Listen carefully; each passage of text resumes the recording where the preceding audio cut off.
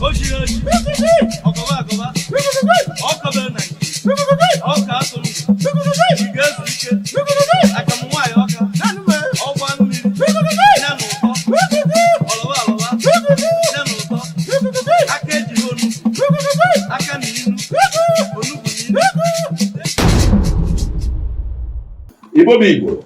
Igbo mụrụ ụzọ mụọ ọzọ ọkwa nwa unu ma bụrụ nwanne unu nke njika nwe ihe anyị chukwu nwa ebe nwe ogochi nwa adala nwa nwụchụrụba abụ m enye eberi ọgbụma eberi ugo eberi ndị ọma eberi aja echi agụ dịka omume mụrụ nne ekelele nnọ asị nnọ chekara mụ n'ụbọchị taa ife nji maka ya wee bịa taa bụ ajụjụ mmadụ jụrụ m sị mụ onye na-abata n'ọdịnala ọfụ kedu ihe ndị o nidigasịrị kedu ihe ndị o kwesịrị inwe. Onye nke ọzọ ajụ ajụjụ sị mụ dịka onye akpọrọ oku kedu ihe o kwesịrị ime, kedu arụsị o kwesịrị ibubebe, kedu steps o kwesịrị ite ekene. Ọ na ya ka nji maka ya wee bịa na mgbede taa. Na ị na-anya ebe a onye ọbụla batala ọdịnala abụrụ na ị na-abata ọdịnala ka ije kọọ ọkpụkpọ wee debe, abụrụ na ị na-abata ọdịnala ka ije welu onwe ndị na-abịa chịbatani ewelu bidi nyakasịa n'elu nyaa n'aka nyaa n'ụkwụ, onwe ndị na-anya n'ụkwụ na-abụ ị na-asị onye a ọ na-agba jigida o nwere egwu olete egwu awa ntịrọ sọm agbalụ bidi n'ụkwụ nke agbaju agbalụ bidi n'ụkwụ nke agbaju agba n'aka nke agba n'onu ndị ga-ewelu ego ayalụ ya jụsie n'isi ha welu ego nke tinye ka ọ bụrụ onye ka a ji ama onye na-eme ọdịnala ihe ị na-edili asebigina dịka onye ajụrụ m ajụjụ bụ gịnị ihe nwe ọkwa ọjị inwe nzu inwe edo ịkaba arụ na-enweta ọjị inweta mmanya ibidobe ọdịnala. Ụbọchị ọzọ ka m kọwara anyị ka a si agọ ọjị nke a mmetichi nke a practical teaching nke ọ ya bụ one morning mma apụta ime ọjị ụtụtụ wee were that opportunity wee gwa unu put some of us through because some of us na dịkwa willing in na-eme mana ha ma ọ ka a esi na-etinyesi asụsụ ma na-etinye okwu some na-atụ ụjọ ha ga-ekpete mana ha ya ekpete but another day ụbọchị ọzọ ka m ma akụzi ihe gbasara ka a si agba ọjị but as a beginner na ihe ị na-edere ọkwa ọjị n'idie nzu n'idie edo n'idi ọjị na mmanya ọkụ. Ọnya ka a ji eje na nke chọrọ, ọnya ka a ji eje n'obi ndị ichie. Mana ihe m chọrọ itinye ọnụ na ya taa bụ second person jụrụ m ajụjụ sị onye akpọrọ ọrụ kedu first step ọ ya eteki, kedu arụsị ọ ya ebu ụzọ bụ n'ete maka ọka o si jụọ m ajụjụ a ka m si pụta taa. Now my dear brother, onwe ha arụsị kwesịrị ibu n'ete. All you need to do is this. Iweta ife a, you start from here. Ọ bụ na ego dị gị n'aka ibido dozibe mmụọ so gị. Ọ bụ na ị bụ onye ọgbanje na-enye nsogbu ije dozie ndị ọgbanje gị. Ọ bụ na o nwere ife mebiri emebi na be nna gị unu n'udele kpụọ alụ kpochie onunu na ya dozie ya ije akpụọ alụ kpochie onunu ịgba afọ onye nọrọ gị ụwa ịmalị ya mala afọ ya i wee jụba ese kọndishọn onye nọrọ gị ụwa malụ kọndishọn ya na mmụọ ọ na-anatakwa oke na mmụọ. Ndị ichie ọ tụrụ ya atụtụ because some people na-abịa ha na-eje na-egburuchi ha anụ not knowing the condition of onye n'ọlụfụ ụwa na mmụọ. Onwe onye ga-abịa kịta gbuola anụ ọ bụ iri nne ya nwa nalị ya nne ya nwa tufuo obubi ya ọnụ as part of punishment maka alụ omelụ n'ụwa ya oge ọ dị ndụ. Ewere maka ifia na-atanye afọ na mmụọ ịtọfọ n'igbu ọkụkọ igbusi ọkụkọ ịta ma isi ya ma ụkwụ ya ha ncha niile nga igburu nga ịtalụ nga iriri ji. Ị na-asị m igburu chi gaa n'oge ọbụla ajụọ gị sị ya I don't dey kill meat for my chi for the past 3 years ị na-egbu ọkụkọ na-eri isi na-egburu chi gị ọ dị eri ya aka. So idozie ndị ọgbanje gị dozie ndị mmiri gị ije agba afa mali ngwurube nna gị. Ihe nna gwakwa gị bụ onye akpọrọ oku asọkọ m onye ji aka akpọ onwe ya oku. Onye akpọrọ oku ka m na-agwa gị ife a. Ị bụrụzi onye na-iji aka gị kpọọ onwe gị oku iweruzi aka gị kpọbazie mmụọ ndị chọziri ịkpọ na iji wee rụọ ọrụ. That is entirely up to you. Onye ọbụla akpọrọ oku mmụọ niile gosi ya rụọ ọrụ na ya n'ime onidiro ibute anything. sọsọ ihe onye dị imere bụ odozisi ọ na-adọtu ha one after the other. Otu a ka a si edozi ihu ọrụ. Ịkpụ alụ na be nna gị, ikpochie onu na iwe, icheki ama nwere mmụọ emebisiri emebisi, na-ajụ ha one after the other. Kedu ife a ya emelụ gị, isetụba ha. Iwe chọba mmụọ kpọlụgo oku. Ofu mmụọ anaghị akpọ mmadụ oku dibịa bụ eziokwu, mana ọ na-enwe isi mmụọ na-akpọ mmadụ oku dibịa. Ọ na-enwe isi mmụọ na-akpọ mmadụ dibịa. Ese ma ọ gị jizi aka gị kpọọ onwe gị, i werezi aka gị kpọzie mmụọ ga-abụ isi mmụọ gị. Mana ọ bụ na akpọlụgo oku ọlụ, o nwenatara mmụọ bụ isi mmụọ kpọlụ gị dibịa. Ị ga chọba mmụọ anwa, ịchọbịa imedee ya obi. Ijebe maka ndị iyi ụwa gị. Ọ bụ na ị ga-abụbọ iyi ụwa, ịbụbọ iyi ụwa wee dozie ndị iyi ụwa gị, iwe debelụfe ọnọdụ. Ije kwuba okwu abụ gị, ịmalụ ụdọ abụ inwelu, ijebebe nna gị, ọ bụrụkwa ije na mba si onye ọzọ ma elu gị abụ, iyi ala na be nna gị, except na o nweziri ihe meluni that you cannot go there. Emeziere gị temporary settlement for abụ. A na-enwe temporary settlement for abụ, ka abụ hapụ na-akọsasị gị. The abụ will definitely know na problem nọ. You cannot access them there. O nwere ka a si eme temporary, a na-enwe temporary place for abụ. Iwere ya wee na empower ife ị na-eme until everything na dị rectified na be nna gị. Idozie abụ gị, idozie mmụọ ndị so gị, ị na-edozi ha n'ofu n'ofu. Igbuola onye ụwa gị anụ, gbuola ike nga gị anụ, dozibezie abụ, dozie mmụọ nsọ abụ, dozie ife a ji mee dibịa na be nna gị. The process of imebe abụ, inwego n'ọfa abụ. Ọfa abụ bụ isi mmiri dibịa gị. Maka ọfa abụ gị aka ị ga-eji wee na-alụ ọrụ. Maka ịdọ ha na nsọpịba na abụ asị na ha alụgo abụ, njụọ ha kedikwanụ ka ebe ị na-ene onye ọfọ abụ gị nni. Ọsị na ya bịa ya gbuo anụ ya egbuo ya n'ebe ahụ adọla abụ. Nsị kedu ife ị na-edebe ebe egbu anụ a? Ọsị na o nwere ọkwa ahụ. Nsị kedu isi ọfọ abụ gị? Ọsị na ya nwere ọkwa ọfọ abụ. Ka ezi ka ihe si dọọ abụ ma ị nwere ọfọ abụ. Ebee ka abụ gị ga na-erizi oke? Ọfọ anwa ka ị ga-anọ na-egburu abụ gị anụ. Ọfọ anwa ka ị ga-eji na-alụ ọrụ. Echi mmadụ bịa be gị ịlụ ọrụ, echi ịlụ ọrụ debe ọfọ abụ gị. Iwelu bido ọrụ ịwala abụ ọjị. Abụ na-ekwe ife onye a bịara na be anyị ka alụọlụ ya ahụ. Na asị ngwa binienu ka anyị ga lụọ n'ọlụ, ikwusie enye ịwalụ ha ọjị, ịma ha nzu, ịma ha edo, ịwalụ ha ọjị, tụọ ọfa mmanya, ibido ọrụ. Maka ọ bụrụ gị nwa na-alụ ọrụ a, you are just a vessel. We are just a vessel in the hand of Abu. So you must be flexible with Abu. Don't be rigid. Don't be the type of natural dictate to Abu. If and he am your area of call.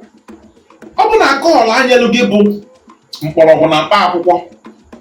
Isi na ihe ejebezi jagụbụba dibịa anya nzu because n'ebe a ka ego dị. Agụ ga-anwa will not be able to power it. Ị na-egbu ya, ị na-arụ ọnụ ya. Ọ dị ka mmadụ jeje were generator na-arụ ọnụ, ọ na-ebu ife karịrị ya. Ọ yara ọnụ down. Malụkwa, o nwere onye ọbụla ọsọsọ akara aka ọ na-eye, mana ogo ga na lụọ duplex. O nwere onye ọbụla ọsọsọ popcorn ka ọ na-eye, mana ogo ga na go moto lụọ duplex.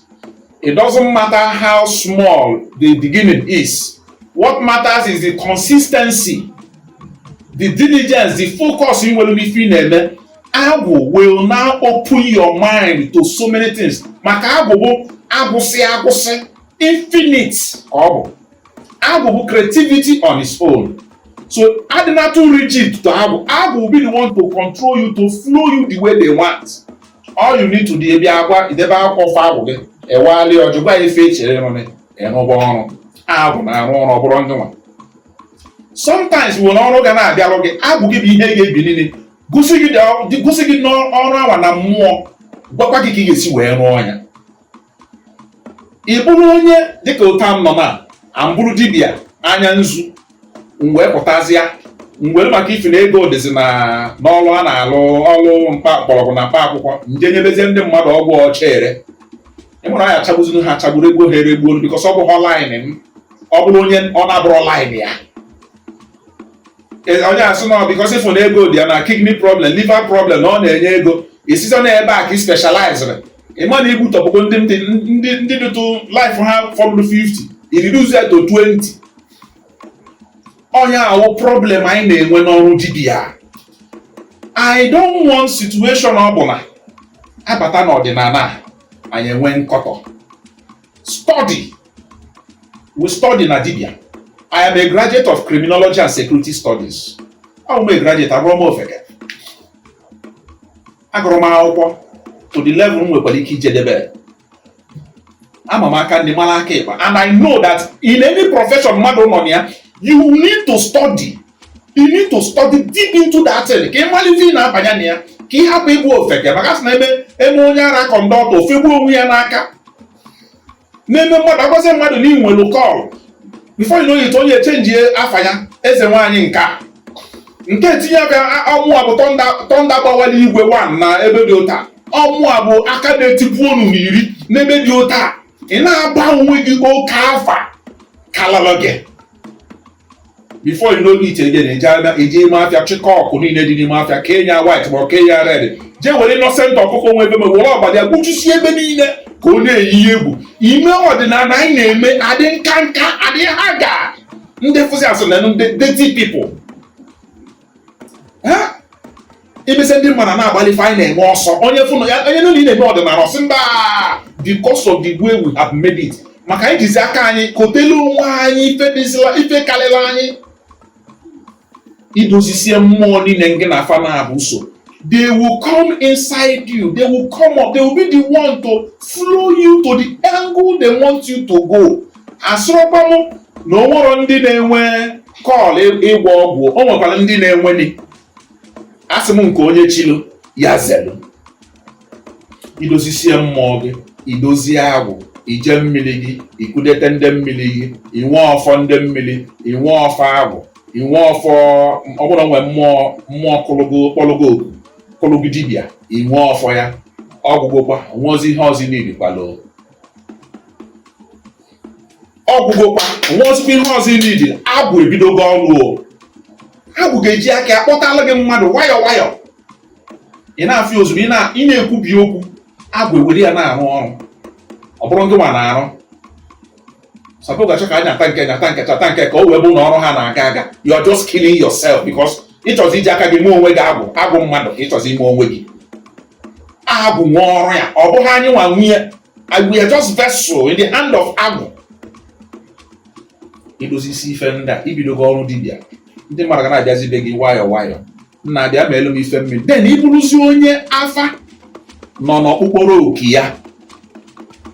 Ọkwa ha nwa because na idozigo nwa ha nwa ga-ejikwa aka ha wee gosi be gị ife ị ga-eji wee gbaa afa. They know you best. Ọ bụrụ mọs na ịbịa ebe ibido dị ịgba ugiri. No. O nwere ndị nke ha like me. O nwere ndị nke ha bụ ngwongwo afa ka nji wee bido afa. Na ya afa ndị ma alụ ajịrịja mmiri afa ka nji bido afa. Ọ mmụọ m bụ ife gwa m tinye nka ha bịa na nlọ nee nka jide nka tinye nka ọ dị ebe a. Till today nka ga-agbanwe afa. Till today nka ga-agbanwe afa anyị fụrụ because gịnị ọ dịgo m n'ime. If something they taught me in the spirit before m bido ugiri, ha nwejikwa aka ha bịakwakwa m maka ugiri. Bidokwa na nlọ kụzibekwana m maka ugiri. Gwakwana ife mmeji wee waka ugiri, gwakwana ife mmeji wee kute dị ugiri dozie n'ọfụma. Ụbọchị m golu ugiri amarọ m eji m ose n'Ọnịcha gosi ife na nke nwa na-ajị ya. Nsị a madam ọsị m nsị a how much be that ugiri? Ọsị m 2005. Nsị a ka onye m ya abịara m afọ igie m dada eji ọdụm ego sef. Oge aka nka na-ebido ụtọ ka m si go ugiri. Agwa m na ife ị ga-eme debere anyị ya mme ya debi ebe a hapụ ya until the time adị ripe. Eme njisi onye ọbụla no matter how high your call is, ị enweghị somebody bụ a mentor. N'inwere ya, you are bound to have problem one way or the other. Spirituality nwere oge ị ga-efeel na ị nọ ọfụma. Ịma ọ na-aka n'obodo abatago be gị. Onye nọ somewhere ga-asị gị na na-ekwe ife na-eme na be gị inwe ike save the situation. Enwere somebody like Anu Fengene, okwu dịle na-eso. Ọ ga-ekeneke gị. This person bụ onye bịara hụ m nyere m aka build m to what I am today. Enyere m ya $1. And that is why I am sharing this knowledge to people. I don't want you to give me money. mgbe alụ ga-afọ nwa alụ mma alụrụ gị mgbe a ga-ego na mmeji lụ ọrụ gị dị ọrụ nlụ ọrụ gị ejebebe gị anọghị alụghịrị ọrụ nke na-enweghị ike mee mgbe ọ ga mkpọ onye ka nne o mee ya. This is how you start ọkpụkpọrọ oku gị. 1. Malụ ma akpọrọ gị oku eji n'aka gị akpọ onwe gị. 2. Malụ line akpọrọ gị oku na abụ na-enye gị nsogbu abụrụkwa ji alụba dibịa jee bute ite jee bube ọbara.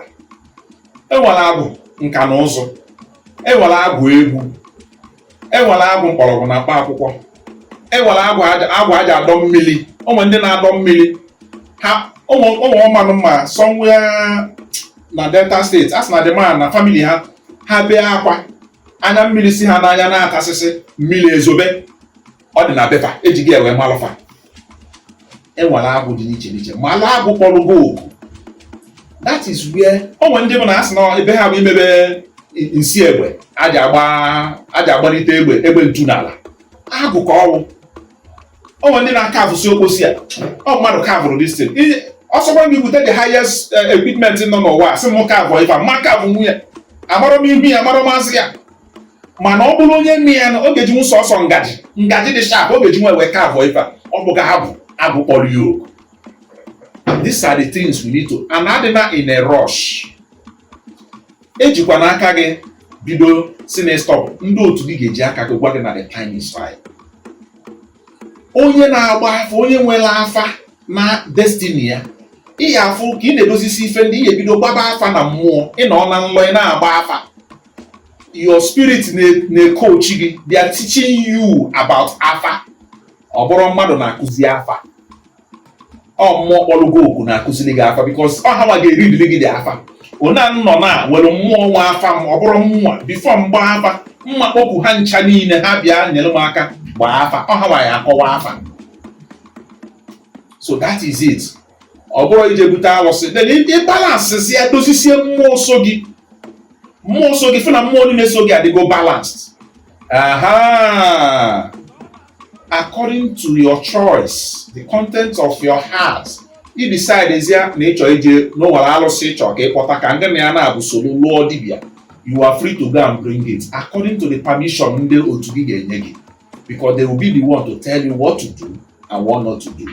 O nwere ọgwụ ya agwọ bata n'ụlọ ndị otu gasị gị jee mebie ya na ha achọghị ya ijekwa mebie ya. Don't prove stubborn. Ọ ya mere some of us bịa because na anyị chọrọ ọkụ aje rie ose na abụ. Ịfụzia young man ọ dị nkanka, ịfụ young man ọ dị nkanka ị ga na ebi na-eri ose na abụ iri amụsụ ọ bụrụ problem. Ọ bụrụ na iji enyu anyụ wee zọrọ azọrọ asọkwa na amụsụ adịrọkwa mma asọ m nke onye chiri ya zelo ọrụ na-eme nke ọ na-eme ya were emekwa ezigbo ife. But what I'm trying to say is ka ị hapụ igote ị na-achọ iji gote nnu 5 naira wee baa ime market maka nnu 5 naira. Asị ya dịrị nwoke na mma dịrị nwaanyị na mma. Anyị were ona wee na-eme ọdịnala peace ga-abịa.